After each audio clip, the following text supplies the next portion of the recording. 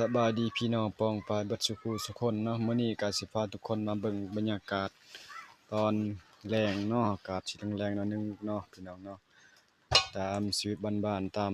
ชนบทเนาะพี่น้องเฮามื้อนี้ก็สิพาพี่น้องเฮาได้เห็นเนาะบรรยากาศเย็นๆเนาะทางแขวงสีกองเฮาเนาะตอนนี้ก็ฝนตกเนาะแต่เช้าฮอดค่ำเนาะ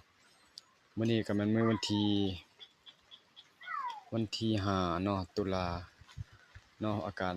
ศก็แม่นประมาณนี้พี่น้องเนาะครึ้มเลยพี่น้องฝนตกนี่ก็เริ่มจะตกแล้วฝนมาแต่พุ่นพี่น้องเนาะแต่ผู้ใดอยู่ใกล้ห้วยใกล้ห้องก็ให้มีสติระมัดระวังเนาะเพราะว่าตามเพิ่นที่ประกาศไว้เนาะเพราะว่ามีฝนตกหนักแล้วมีลมพายุเนาะฉะนั้นแล้วให้เป็นห่วงเป็นใยทางพ่อแม่ประชาชนเฮาที่อยู่ใกล้ห้วยแม่น้ำใหญ่เนาะโดยเฉพาะก็แม่นให้มีสติระมัดระวังเนาะแล้วก็ขอขอบใจเนาะทาง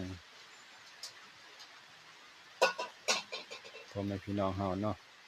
อย่าลืมกดติดตามให้เด้อช่องบ่าววินพี่น้องเด้อก็ขอบใจ